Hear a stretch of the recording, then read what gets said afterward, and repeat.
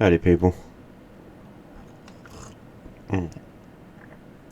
Got a coffee here. Got some biscuits.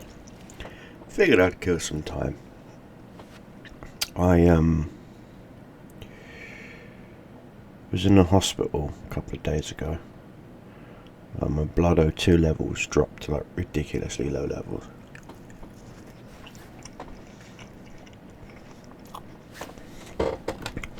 Hospital gave me this little finger thing that reads your blood O2 levels and then uses your phone like a Bluetooth thing and uploads it to the hospital. And you know, the 111 non-emergency people and whatnot can look at your vitals and stuff, and if something don't look right, they can message you.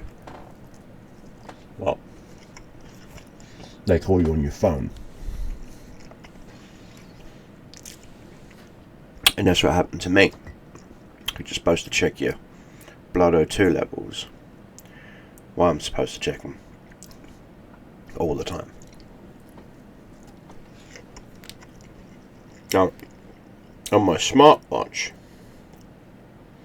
I have the exact same thing. It's right here. It's a little app on my smartwatch. But apparently, this is nowhere near as accurate as the finger one, which makes no fucking sense. So, thank you, phone. So what I did was, I went ahead and went to the hospital. They kept me in for a couple of hours. In fact, they wanted to keep me in overnight. Strapped a stupid oxygen mask to my face. Because the first test I did... Now, of course, first thing they're going to say, oh, it's COVID. Well, 2 weeks ago, I wasn't feeling well. So I took a COVID test. It came up positive. I was like, you fucker. And then proceeded to isolate myself, as you're supposed to do, and waited 7 days, took another test, and it came back negative. And I was like, okay. Told my doctor, and my doctor was like, what do you mean? It came back negative. Now, here in the UK, I'm not sure if it's something they rolled out or whatnot, you can scan a QR code, again, with your phone, updates the NHS app if you've got it on your phone, which I do, and then it sends those results over to your doctor immediately. And he looks at it and he goes, this is weird. This is the first test was positive for corona. I'm like, cool. And he said, but it doesn't know what variant. I was like, what do you mean variant? What, we like the time agency variancy association or something? He's like, no. There's like Omicron. There's, and he proceeded to list off a whole bunch of different variants of corona. I was like, okay, cool. And he goes, this variant has not been found in the wild yet. I mean, what do you mean not been found in the wild yet? He's like, this is a brand new variant. And I'm like, okay, cool, great, super.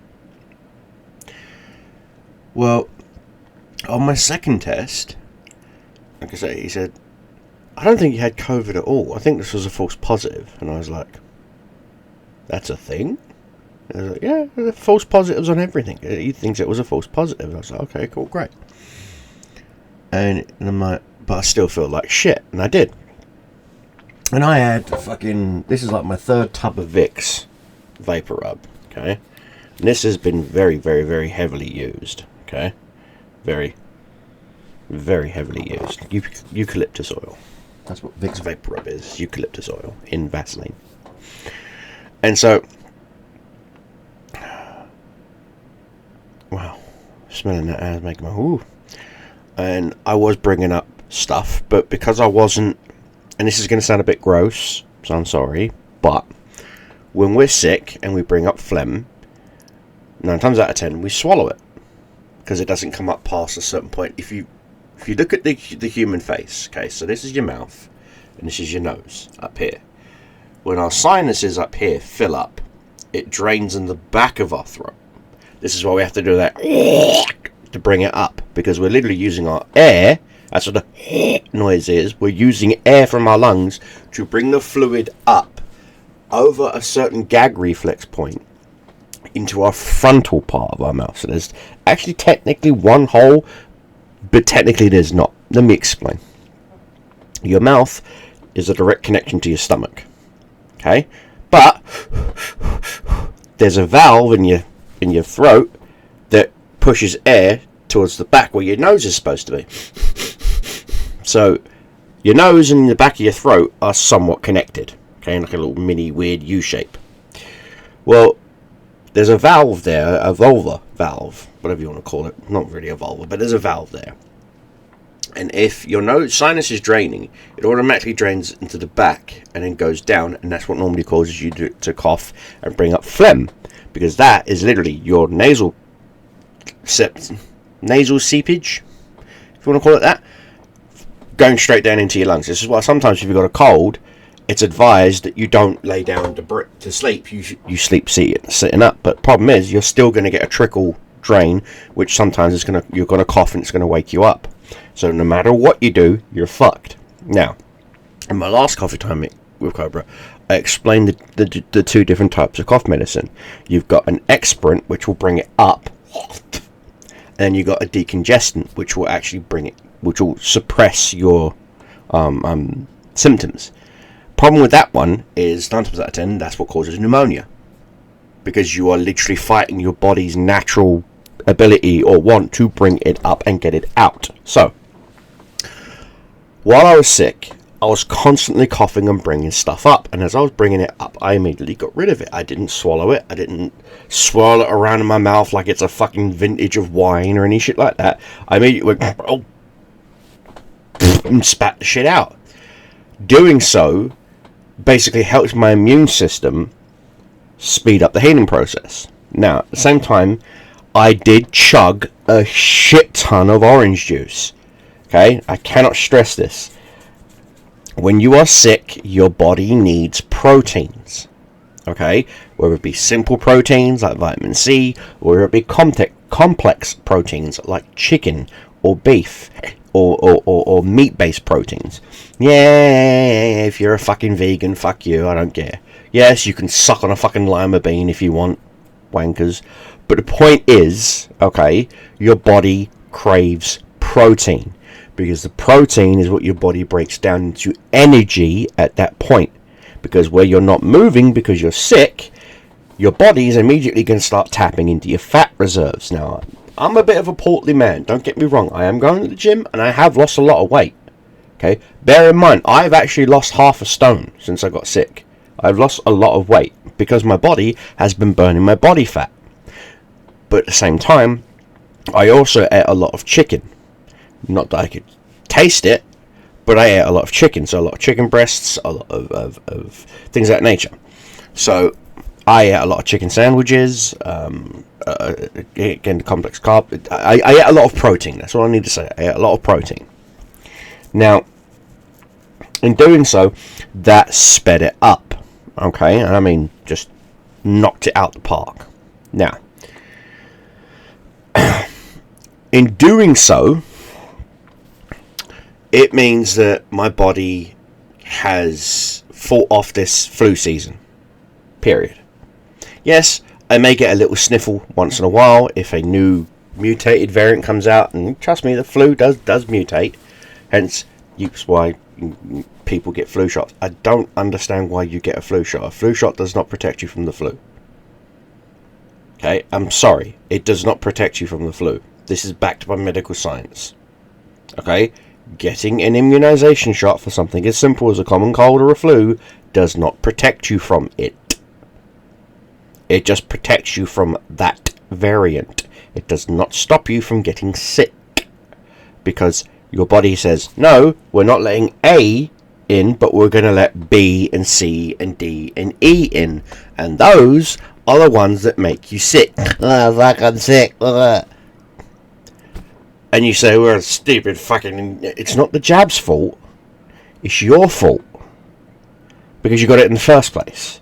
If you hadn't got it in the first place, your natural bodily immune system would have said, hang on, hold up, A, something's not right with you. I don't like the look at B, I don't like the look at C, I don't like the look at D, and I don't like the look at E. And it would have stopped all of them. You still would have gotten sick, you still would have gotten the sniffles, you still would have gotten... But it wouldn't have been anywhere near as bad, and it wouldn't turn into fucking walking pneumonia. And I know this because I have to get home help coming to my house. I am fucking 45 years old. I have a nurse, an NHS nurse, pull up to my house every fucking day with an oxygen tank and a breathing treatment. Why? Because mine has turned into a pulmonary issue. It's turned into an issue where I have to take aerosol-based antibiotics. Okay, and I've got to take that for the next week and a half, so over the Christmas period. So I can't travel, I can't go nowhere, I can't see my family, I can't do anything. I'm literally stuck here. I'm going to be the only motherfucker here throughout the Christmas period. No one else is going to be here. Everyone else is going to be fucked off with their families. I'm going to be stuck here, and there's fuck all I can do about it. Because I'm not allowed to leave the house for more than 15 minutes. I can't even go to my Aldi's, which is a block away, because it takes me 45 minutes. What am I supposed to do for food? The Tesco's, small shopping thingy, Tesco's up the street is up the hill. That takes me an additional 20 minutes. So it's 20 minutes up there, which is 5 minutes over the doctor wants me allowed to. So what am I supposed to do? I can't order takeaways every fucking night. I'm not made of money. You know? So, and I can't. So the max I do is I go to my local grocery store. I know I'm paying like fucking £4.50 for a can of soup. Why the fuck is Jack's soup that's supposed to be £1 fucking £3.50, £4.50? Labour. That's why. Fuck you. Anyway, so I've been dealing with that, and while I got nothing to do, I decided to start painting my miniatures again. And wouldn't fucking believe it, my entire desk is full of paintbrushes, full of paints, and I'm not even kidding you. I've got literally paints, brushes, pots. Because I got nothing to do. I literally have nothing to do. And so I 3D printed this really cool Necron model. No, it doesn't mean I'm going Necron. I just really like the look of this miniature. And I thought, what colours am I going to paint him? And I keep seeing him in that purple and black. And I did do him in the black. And he looked okay, but I thought, it's not Necron enough. And so I started adding green into his black and slowly bringing it up and bringing it up and bringing it up. And now he looks fucking beautiful. Absolutely beautiful. And so, yeah, I did some texture paste on the base and stuff and whatnot. So, but he's looking fucking beautiful. And then I've got a female Fabius Bile. Yeah, but Fabius Bile is not female. This was a miniature I saw on my mini factory. I just had to get it, so I did. The print failed on one of the arms, but that's okay. I scratch built a little bit of other things on the arm. I've got to work on the gloss.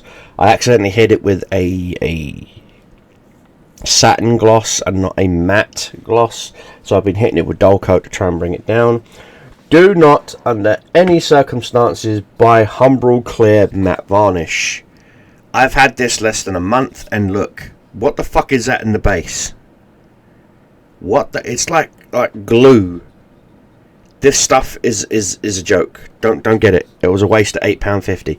Don't get it. Don't get it. Stay away from it.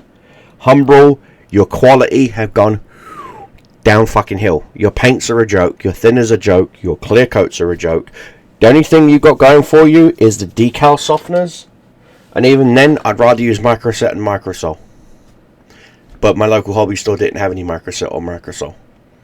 Now, this is before I got sick.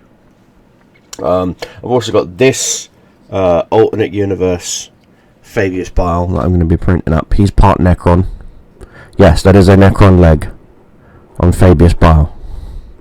I'm going to be doing it up as if Trazon the Infinite.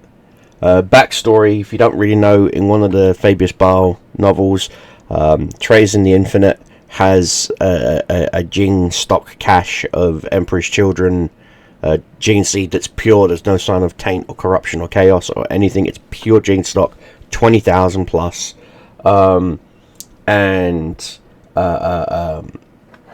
Fabius Bile gets tricked into going to a Necron world, Tomb world, that happens to be Trazon the Infinite's planet. And Trazon made a deal with another Chaos Lord that said, I can give you Fabius Bile, but you need to give me the cash. So Fabius Bile made another deal with Trazon, which is, I've got a perfect clone of Fulgrim. He's one of a kind. Would you rather have me, a clone, or would you have an original? And so Trazon was like, done, Kenobi! Sorry, wrong robot. And so Trazon was like, done! And so he got the gene cache. So Fabius got the gene cache, and Trazon got the perfect Fulgrim clone. Now, whether that clone comes out of Trazon's collection to in the new Emperor's Children, who the fuck knows? I don't know. But in my universe, okay, in the universe I've come up with, I'm going to be doing a story. Now, it's not GW sanctioned, okay? Before anyone gets up in arms and alright. This is a story I have been writing for probably a year and a half to 2 years, in which this version of Fabius, this version, the Necron version, or the Necron enhanced version, manages to break free of Trazon's collection. So basically Trazon said, no, I want you, not Fulgrim. And so, well, actually, he double-crossed Fabius in my story. He gets both Fabius and Fulgrim. And Fulgrim helps Fabius escape. But in doing so, it costs Fulgrim his life. So in this story, there's no perfect Fulgrim clone. He's dead. He died. He died taking on an entire Necron army. Hence the inspiration. So Fulgrim dies. That Fabius manages to escape, goes out into the wild, and starts realizing Iron Warriors aren't a bad idea. So he actually goes to the Iron Warriors. The Iron Warriors help incorporate Necron tech into his body. In return, Fabius helps the Iron Warriors with some of their issues that they're having. But when that happened,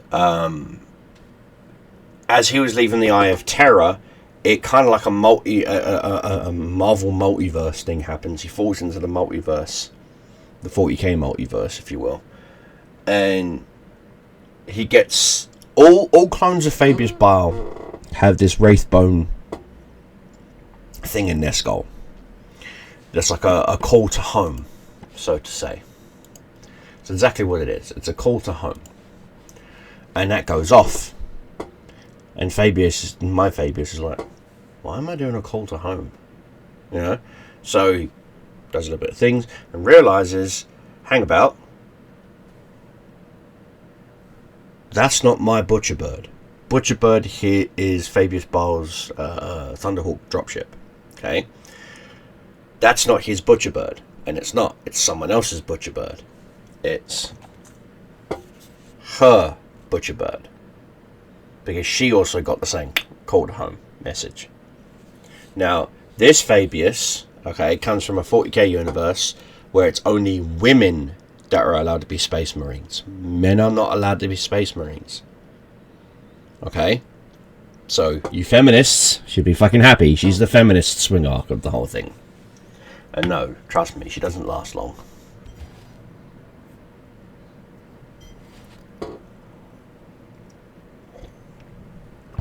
she has a thing where she likes to take the Sisters of Battle and turn them into genetically enhanced Sisters of Battle. So, it's ma'am! That's all I need to say.